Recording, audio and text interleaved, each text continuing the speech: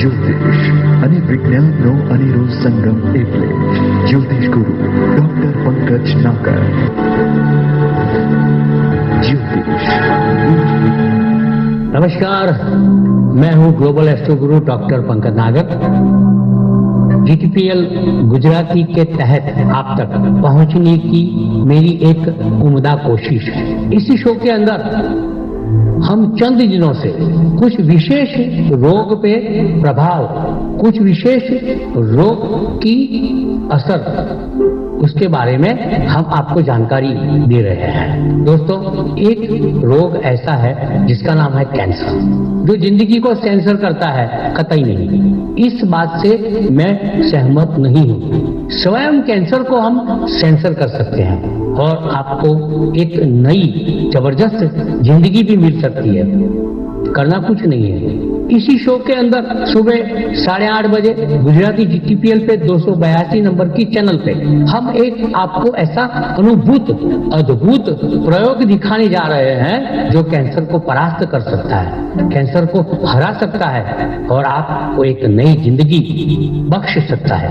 तो मिलते हैं इसी शो के माध्यम से दोबारा, तब तक आज्ञा दीजिए। નમસ્કાર દર્શક મિત્રો, જ્યોતિષ એક વિજ્ઞાન કાર્યક્રમમાં હું અશોક મોદી અને મારી સાથે જ્યોતિષ ગુરુ ડોક્ટર પંકજભાઈ નાગર આપનું સ્વાગત કરીએ છીએ અને આપ નિહાળી રહ્યા છો અમારા જીટીપીએલ ગુજરાતીની વિશેષ રજૂઆત કાર્યક્રમ જ્યોતિષ એક વિજ્ઞાનમાં। પંકજભાઈ આપનું સ્વાગત છે। નમસ્કાર અશોકભાઈ અને નમસ્કાર મારા વહાલા દર્શક મિત્રો। જ્યોતિષ એક વિજ્ઞાન શોની અંદર છેલ્લા કેટલાય એપિસોડથી આપણે રોગ વિશે બહુ જ તલસ્પર્શી ચર્ચા કરી રહ્યા છીએ। એમાં આજ સુધી આપણે છેક માથાના વાળથી લઈ અને લીવર સુધી પહોંચ્યા છીએ।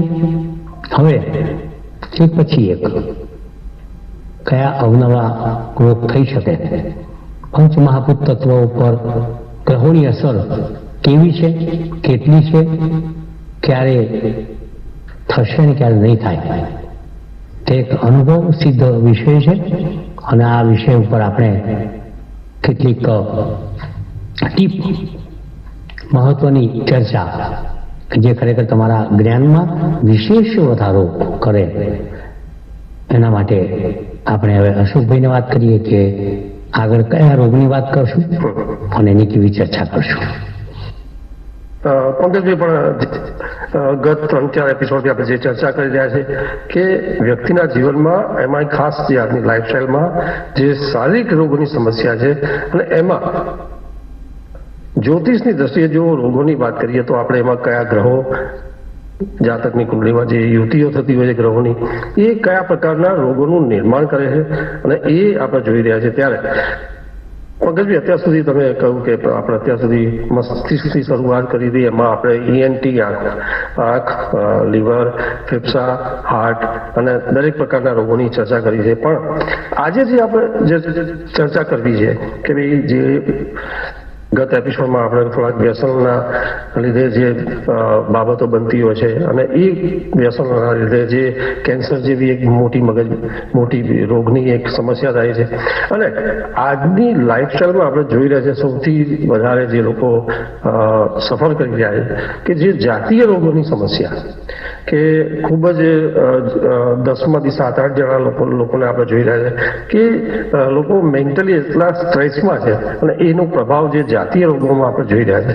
તો એમાં આપણે જ્યોતિષની દ્રષ્ટિએ જાતકની કુંડળીમાં એવા કયા ગ્રહો, યોગો અને એ ગ્રહોની યુતિઓ જે જવાબદાર છે અને એ કયા પ્રકારે કેવી રીતે એ પ્રોસેસ થતી હોય છે અને એ રોગોનું નિર્માણ થતું હોય છે, તો જ્યોતિષની દ્રષ્ટિએ થોડી સમજવાની પ્રયત્ન કરીએ અને છેલ્લે જેમ આપણે વાત કરી હતી એમ ક્યાંક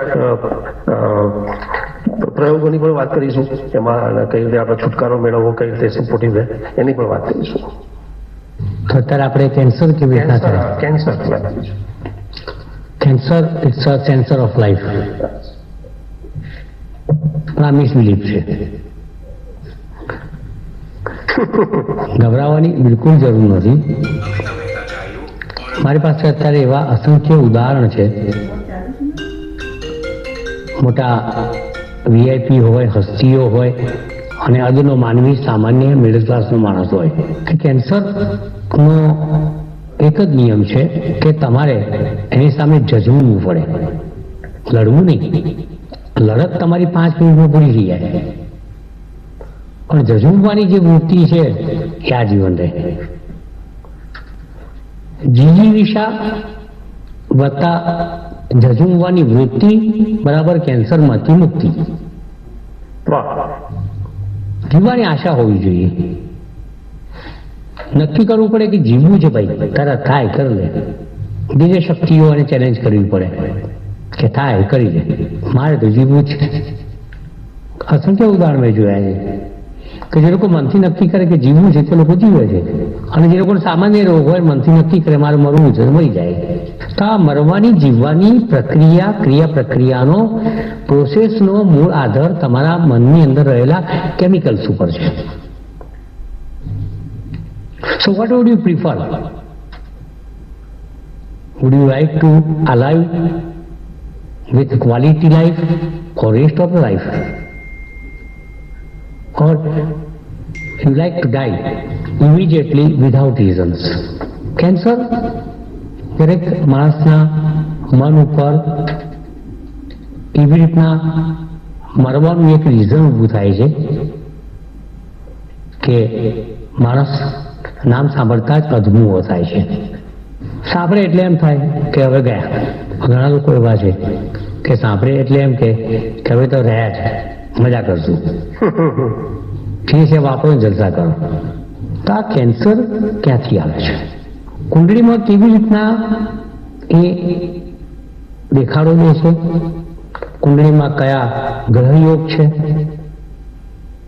તેની એક સમજ હું તમારી સમક્ષ મારા જ્ઞાન અનુસાર આપની સમક્ષ મૂકું છું.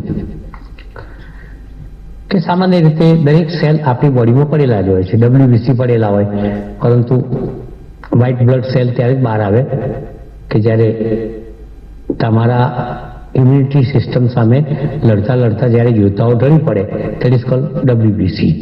એમ બ્લડ પિક્ચરની અંદર એના કોન્સ્ટિટ્યુશનની અંદર બંધારણીય રક્તચિત્ર જેને કહેવામાં આવે છે, બ્લડ પિક્ચર, એની અંદર અસંખ્ય વસ્તુઓ જાણવાને નોંધવા લાયક હોય છે. કેન્સરના સેલ આપણી બોડીમાં ઓલરેડી જન્મતાની સાથે જ સ્થાયી થયેલા હોય છે, પરંતુ એને યોગ્ય વાતાવરણ મળતા એ લોકો ફૂલે ફાલે મોટા થઈને બહાર આવે છે. કોણ છે કેન્સર?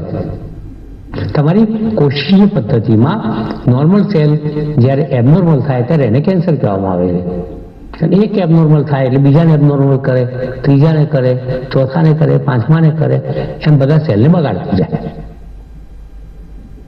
પરંતુ આ તમામ સેલને એક ચોક્કસ લક્ષ્મણ રેખાની અંદર પૂરી દેવામાં આવે, બંધ કરી દેવામાં આવે અને ત્યાંથી એની ટ્રીટમેન્ટ ચાલુ કરવામાં આવે કે જે લોકો નટખટ છે એને બાંધો અને જે ખરેખર સુંદર કામ કરે બોડીમાં એને વધારે બળવાન બનાવો.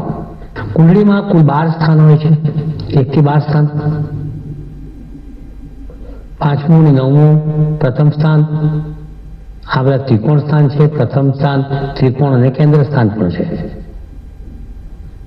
પરંતુ કેટલાક સ્થાનોને આપણા પારાશર મુનિએ, ભૃગુજીએ, મંત્રેશ્વરજીએ, કલ્યાણ વર્માએ એ સ્થાનોને દુઃખ સ્થાન કહ્યા છે. દુઃખ સ્થાન એ દુઃખ આપે એ સ્થાન. તો દુઃખ સ્થાન કયા? તો એમાં 6ઠું, 8મું અને 12મું. These are very secretive houses કે જેમાં તમને કઈ ખબર જ ના પડે, રહસ્યથી ભરેલા. આ 6, 8, 12 સ્થાન છે. 6ઠું સ્થાન તમને ખબર છે? બિલકુલ સર. રોગ સ્થાન. રોગ સ્થાન અને દુઃખનું પણ સ્થાન, ચિંતાનું પણ સ્થાન, શત્રુનું પણ સ્થાન, દેવાનું પણ સ્થાન. આવી અસંખ્ય બાબતો આવે છે. પરંતુ 6ઠું સ્થાન એ કુંડળીમાં દુઃખ સ્થાન છે, ખાડાનું સ્થાન છે, ખરાબ સ્થાન છે.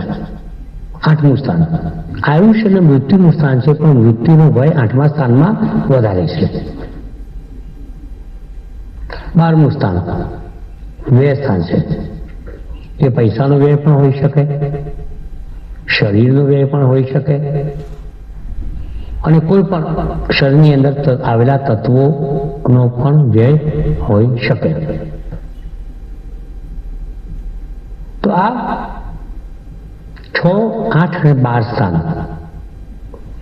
એનો સમન્વય કુંડળીમાં, એના ગ્રહોનો સંબંધ એના 6, 8, 12 સ્થાનના માલિકોનું મળવું, જોડાવું, યુતિ કરવી, કોમ્બિનેશન કરવું, કંજક્શન કરવું, એસોસિએશન કરવું, એમાંથી આ કેન્સરનો એબનોર્મલ સેલ પેદા થાય છે. સામાન્ય રીતે મારું રીડિંગ એવું કહે છે અશોકભાઈ કે 6ઠ્ઠા અને 8મા સ્થાનના કોમ્બિનેશનથી કેન્સરના રોગ ઉદ્ભવતા હોય છે. ઉદાહરણ તરીકે આપણે લઈએ, લાઈક તમને કહું કે ભાઈ એક જાતકની કુંડળી મેષ લગ્નની હોય,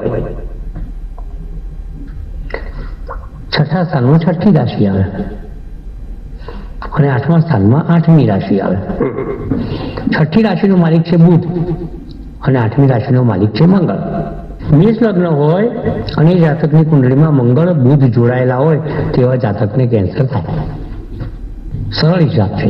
વૃષભ લગ્ન પણ તમે લઈ શકો છો કે જ્યાં શુક્ર અને ગુરુ જોડાયેલા હોય. મિથુન લગ્ન તમે લઈ શકો છો કે મંગળ અને શનિ જોડાયેલા હોય. કર્ક લગ્ન તમે લઈ શકો છો જ્યાં ગુરુ અને શનિ જોડાયેલા હોય. સિંહ લગ્ન તમે લઈ શકો છો જ્યાં શનિ અને ગુરુ જોડાયેલા હોય. તુલા લગ્ન, કન્યા લગ્ન લો તમે, કન્યા લગ્નમાં પણ શનિ મંગળ જોડાયેલા હોય. તુલા લગ્નની અંદર તમે શુક્ર ગુરુ જોડાયેલા હોય. વૃશ્ચિક લગ્નની અંદર મંગળ અને બુધ જોડાયેલા હોય. ધન લગ્નની અંદર શુક્ર અને ચંદ્ર જોડાયેલા હોય. મકર લગ્નની અંદર બુધ અને સૂર્ય જોડાયેલા હોય. તમને પણ ધ્યાન સારું છે. કુંભ લગ્નની અંદર ચંદ્ર અને બુધ જોડાયેલા હોય. બિલકુલ સર. મીન લગ્નની અંદર સૂર્ય અને શુક્ર જોડાયેલા હોય. આ કોમ્બિનેશન હોય તમારી કુંડળીમાં તો ખાસ ચેતતા રહેજો. આ 6, 8, 12 સ્થાન એ અતિ ગૂઢ સ્થાન છે અને એના માલિકો જ્યારે જોડાય એકબીજા સાથે ત્યારે વધારે પ્રોબ્લેમ કરે.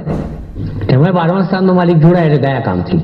કયા પ્રકારના કેન્સર થાય પણ તમને સમજાવું કે મેષ લગ્નનો જાતક હોય ને તો એને બ્લડ કેન્સર થઈ શકે. જ્ઞાન તંતુઓના પ્રોબ્લેમ અને કેન્સર પણ થઈ શકે. ચામડીના કેન્સર થઈ શકે. ફેફસાના કેન્સર થઈ શકે. કયા ગ્રહો જોડાય છે જોવાનું છે. બુધ જોડાય 6, 8ના કોમ્બિનેશનમાં કે 6, 8, 12ના કોમ્બિનેશનમાં તો સ્કિન, ફેફસાના કેન્સર થઈ શકે. ચંદ્ર જોડાય તો બ્લડ કેન્સર થઈ શકે. મંગળ જોડાય તો પણ લોહીના કેન્સર અને શરીરમાં આવેલા પેટના કેટલાક અંગોના કેન્સર પણ થઈ શકે. ગુરુ જોડાય તો લીવરના કેન્સર થાય. ચયાપચયના, ડાયજેસ્ટિવ સિસ્ટમના થાય. શુક્ર જોડાય તો કિડનીના થાય, પેન્ક્રિયાસના થાય, આંતરડાના થાય. શનિ જોડાય તો તમને ગાયનેકોલોજીકલ કેન્સર આપે. શનિ જોડાય તો તમને મોઢાના કેન્સર આપે. સૂર્ય જોડાય તો પણ એસિડિટી, પેટ, અલ્સરના કેન્સર આપે. રાહુ જોડાય તો અતિ ગૂઢ કેન્સર આપે. તમને ખબર જ ના પડે. બાયોપ્સી આપવા જાવ એક વખત આ પડે, બીજી વખત ના પડે. ડોક્ટરને પણ અને દર્દીને કન્ફ્યુઝનમાં રાખે. આ બધા કેતુનું પણ એવું છે કે તમને ધડના કેન્સર આપે. તો તમામે તમામ કેન્સર થવા પાછળનું મૂળભૂત કારણ 6, 8, 12ના ગ્રહો જ્યારે કુંડળીમાં જોડાય અને ખાસ કરીને 6ઠ્ઠા અને 8મા સ્થાનમાં જોડાય. કર્કનો વિચાર કરીએ તમે તો 6, 8ના ગ્રહો 6ઠ્ઠું સ્થાન રોગનું સ્થાન, 8મું સ્થાન મૃત્યુ સ્થાન. એટલે 6, 8ના સ્વામીઓ જોડાય ત્યારે તમને એવો રોગ થાય, કારણ કે 6ઠ્ઠું સ્થાન રોગનું સ્થાન, કે જેનાથી તમારું મૃત્યુ આવે, એટલે કે 8મું સ્થાન. સીધી એક થિયરી છે. તો આ કેન્સર માણસને સેન્સર કરે એ મિસબિલીફમાંથી પહેલા તો બહાર આવવાની જરૂર છે. દરેક ગ્રહ અને રોગના ઉપાય પણ હોતા જ હોય છે. હું તમને એક અનુભૂત પ્રયોગ તમને કહું છું. ત્યારે કેન્સરની વાત નીકળી છે ત્યારે બિલકુલ લાભ થાય તો તમારો, નુકસાન થાય તો મારો. સંધ્યાકાળે તમારા ઘરમાં કોઈને અસાધ્ય રોગ હોય, આપણે તો પ્રયોગ આપીશું કંઈક. રાઈટ સર, બિલકુલ. બાકી બધા રોગ રિપેર થઈ જતા, આમાં થોડું રિપેરિંગમાં વાર લાગે, ના આમાં થોડું ડર લાગે. પણ મારા એક ગુરુદેવે મને એક પ્રયોગ બતાવ્યો હતો અને પ્રયોગથી ખરેખર હું કહું છું લાભ થાય તમારો, નુકસાન થાય તો મારું. ચિંતા ના કરતા. લોકોને એમ થશે કે ભાઈ પંકજજી પાસે આ પ્રયોગ છે તો રજૂઆત કરે ને ગવર્મેન્ટમાં. પણ અમુક તંત્ર પ્રયોગ એવા પ્રકારના હોય છે કે જે માને છે એના માટે સિદ્ધિ છે અને જે નથી માનતા એના માટે આ વસ્તુ નકામી છે. હું તમને પ્રયોગ બતાવું. ઘરમાં કે અસાધ્ય રોગ કે કેન્સરનો પેશન્ટ હોય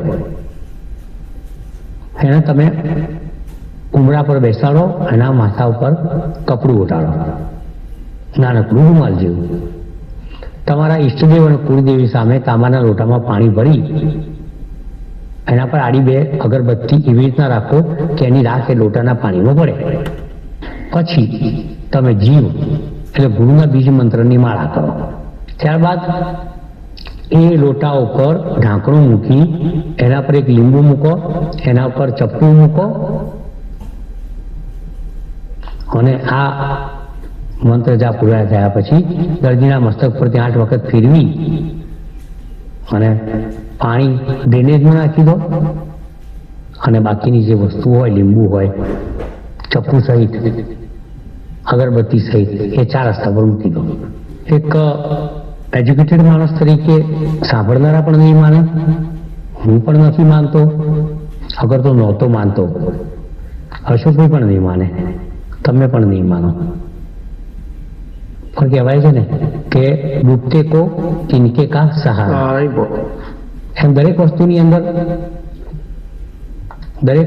અંદર આપણે કંઈ ને કંઈ ગોંચ પાડીએ, ગૂંચ કાઢીએ, વસ્તુ ફેંદીએ તો એના પરિણામો તમારા વિરુદ્ધમાં જ જવાના છે.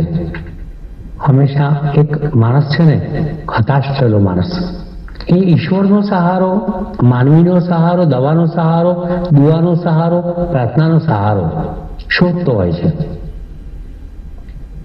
અને આ બીમારી એવી છે, અને એમાંય કેન્સર. તો એનાથી એક માનસિક ભય, ડર પેદા થતો હોય છે. અને આ ડર અને ભય તમને ધીરે ધીરે એક ડિપ્રેશન, ડિસઅપોઇન્ટમેન્ટ અને હતાશા તરફ ધકેલે છે. તમે ડિમોટિવેટ થાઓ એટલે ગ્રહો એમનું કામ કરે. એક સામાન્ય શેરીમાં ડોગી હોય, એની સામેથી તમે ડિમોટિવેટ થાઓ, ભસાઈને તમે પાછા ખસો, અગર દોડો તો એ તમને બચવું ભરવાનું જ છે. કેન્સરનો આવો નિયમ છે. Don't be demotivated, fight, struggle and try to get over your difficulties. મારા કહેવાથી કોઈ રોગ તમને સારો થઈ જશે એવું હોતું નથી. પણ કેન્સરની અંદર પણ મેં જોયું છે કે 70% માણસો મસ્ત જીવન જીવે છે. કોઈને કોઈ દરેક માણસનો રોગ તો થવાનો જ છે. જન્મ આપ્યો એટલે મરણ થવાનું છે. જન્મનું કારણ કે શોધતા નથી, પણ મૃત્યુનું કારણ યમરાજ શોધતા હોય છે કે આ ભાઈને કેવી રીતના લેવો, હવે નાખી તો દીધો બરોબર છે, એને ઉપાડવો કેવી રીતના, એને ઉઠાવવો કેવી રીતના, તેનું કારણ આવે. એ કારણ એટલા કેન્સર કે ચાલ બેટા વક્ત હો ગયા હે આજા. પણ તમારે હિંમત હોય તો યમરાજને કહી દો, ચા બે જા, તું સો જા. આનું નામ જીજીવિષા વત્તા ઝઝુમવાની આદત બરાબર કેન્સરમાંથી બહાર નીકળવાની વાત.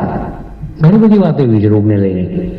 તેના એકાદ એપિસોડમાં આપણે વાતો પણ કરશું, કયા પ્રયોગો કરવા જોઈએ, લીવર બગડે તો શું કરવું જોઈએ, હાર્ટ બગડે તો શું કરવું જોઈએ. હજુ આપણે ગુપ્ત રોગની વાત બાકી છે, ચોક્કસ ઘૂંટણની પણ વાત બાકી છે, બિલકુલ વાની વાત બાકી છે, વાયુના રોગની વાત બાકી છે, તળિયાના રોગની વાત બાકી છે, સ્કિન ડિસીઝની વાત બાકી છે. ઘણી બધી વાતો આપણે કરશું અને નેક્સ્ટ શોની અંદર આપણા દર્શક મિત્રોને બધું જણાવશું. ત્યાં સુધી અશોકભાઈ. બિલકુલ. પરંતુ પંકજભાઈ, તમે ખૂબ સુંદર વાત કરી કે ગત ચારેક એપિસોડથી આપણે ચર્ચા કરી રહ્યા છે કે જે વ્યક્તિના જીવનમાં શારીરિક રોગોની જે સમસ્યા છે અને એમાં જે જાતકની જન્મકુંડળીના રહેલા ગ્રહોની યુતિઓ એ કઈ રીતે એ બધા પરિણામ આપતી હોય છે, કઈ રીતે એના પ્રભાવ થતા હોય છે અને જે રોગોનું નિર્માણ થતું હોય છે એની આપણે ખૂબ સુંદર ચર્ચા કરી રહ્યા છે અને ખૂબ સારા સંશોધન સાથે પંકજભાઈના માર્ગદર્શન લઈ રહ્યા છે. ત્યારે પંકજભાઈ, આપણે કહ્યું પ્રમાણે હજી પણ આપણે જાતીય રોગો અને જે કમરથી નીચેના જે કેટલાક રોગો છે, ક્રુશિયલ છે, સિનિયર સિટીઝન્સના છે, સવાલ પણ છે. તો એ બધા રોગોની આપણે હજી જ્યોતિષની દ્રષ્ટિએ એ કઈ રીતે જવાબદાર છે અને કઈ રીતે એના પ્રભાવ થતા હોય એની આપણે ચર્ચા કરીશું નેક્સ્ટ એપિસોડમાં. नमस्कार, आभार. नमस्कार, मैं हूं ग्लोबल एस्ट्रो गुरु डॉक्टर पंकज नागर. जीटीपीएल गुजराती के तहत आप तक पहुंचने की मेरी एक उम्दा कोशिश है. इस शो के अंदर हम चंद दिनों से कुछ विशेष रोग पे प्रभाव, कुछ विशेष रोग की असर, उसके बारे में हम आपको जानकारी दे रहे हैं. दोस्तों, एक रोग ऐसा है जिसका नाम है कैंसर, जो जिंदगी को सेंसर करता है. कतई नहीं, इस बात से मैं सहमत नहीं हूं. स्वयं कैंसर को हम सेंसर कर सकते हैं और आपको एक नई जबरदस्त जिंदगी भी मिल सकती है. करना कुछ नहीं है. इसी शो के अंदर सुबह 8:30 बजे गुजराती जीटीपीएल पे 282 नंबर की चैनल पे हम एक आपको ऐसा अद्भुत प्रयोग दिखाने जा रहे हैं जो कैंसर को परास्त कर सकता है, कैंसर को हरा सकता है और आपको एक नई जिंदगी बख्श सकता है. तो मिलते हैं इसी शो के माध्यम से दोबारा. तब तक आज्ञा दीजिए. ज्योतिष एक विज्ञान.